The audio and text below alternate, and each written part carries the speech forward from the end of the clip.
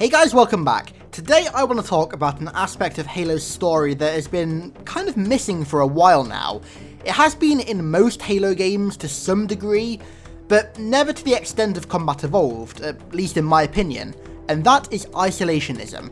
Now, this topic came to my mind last week after watching one of Late Night Gaming's recent Q&A episodes, where he kind of skims over it, and it really got me thinking about how much I've really been missing this feeling.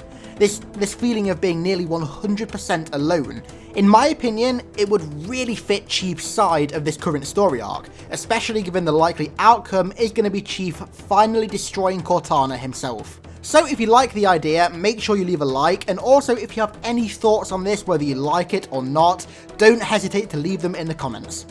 Okay, so don't take this video and my thoughts on this topic as me wanting to just completely scrap all of the squad mechanics that we got in Halo 5. I really don't want to. They honestly have a really good and fitting place in Halo, but by no means should they be rammed into every single mission.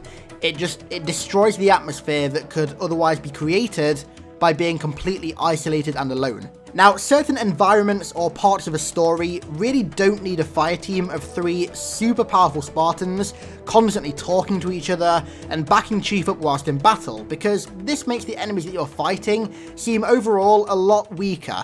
Granted, that is something that they definitely are, considering they're faced with 4 of the best Spartan 2s to ever exist, one of which is hyper lethal, but you don't want the player to feel that. The player needs to feel a sense of difficulty, a sense of realistic difficulty. Having next to no chatter is honestly sometimes the best way to convey things like emotions and atmosphere and build up to big story elements. One of the best examples of this is 343 Guilty Spark in Combat Evolved. Throughout that entire mission, there's honestly a total of 3 pieces of dialogue aimed specifically at Chief, 4 if you count the final cutscene. Now, with that in mind, I'd arguably say that 343 Guilty Spark is the most atmospheric mission in the entire series, at least easily in the top 3. Now imagine you're going through that same mission, but with Blue Team.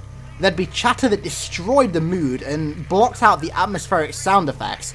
Encountering a horde of Flirt just wouldn't have the same impact because you'd have 3 hyper-accurate Spartans instantly shooting at them the second they appeared, rather than you stumbling upon them, having to make a really quick decision in like a second as to whether you should back up or fight them here and now.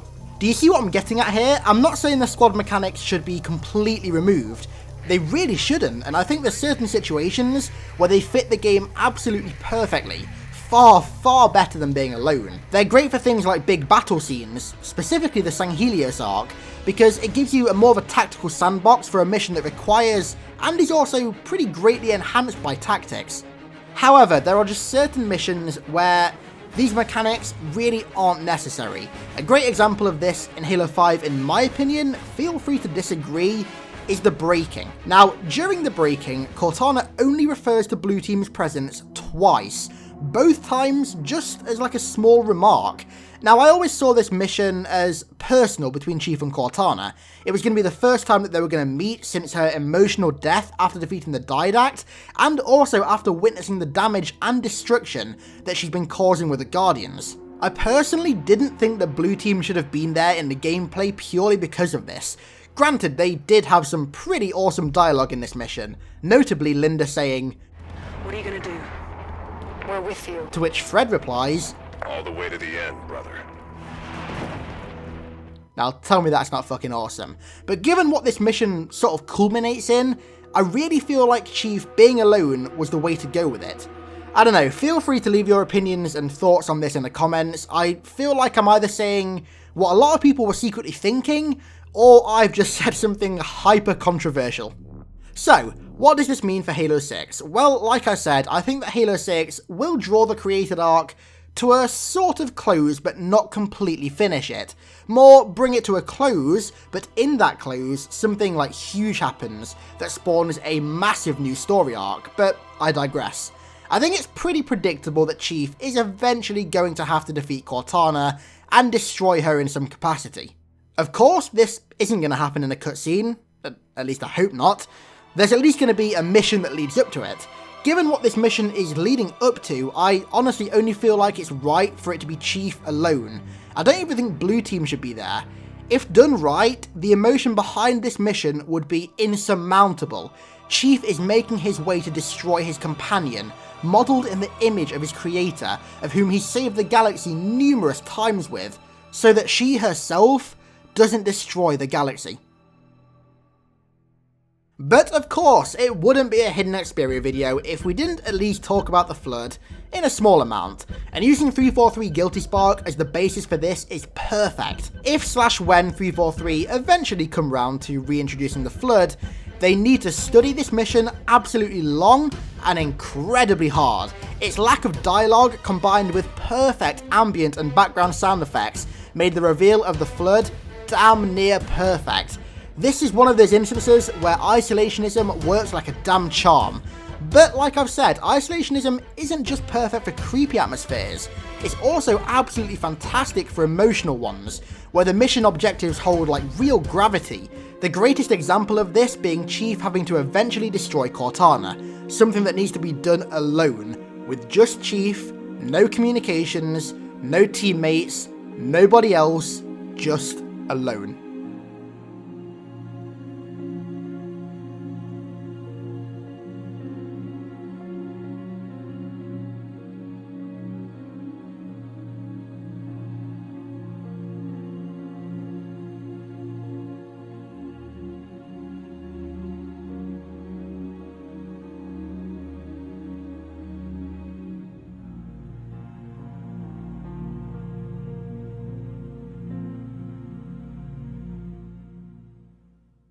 Okay, so let me know what you think of this topic in the comments. I've gone through my thoughts on this numerous times now, and I think I've put together a coherent argument. If I did, then I really hope that this video resonates within the community, and a lot of people see it, because I think having squad mechanics for every single mission could ultimately be pretty destructive for the story, and could ruin some potentially truly fantastic emotional moments. Thanks a lot for watching, guys. Next time, we'll be taking a look at what happened to the Brutes after Halo 3, in light of Halo Wars 2's reintroduction of them being not too far away now, and my god, am I hyped. I am so hyped. Thanks a lot for watching, guys. I'll see you next time.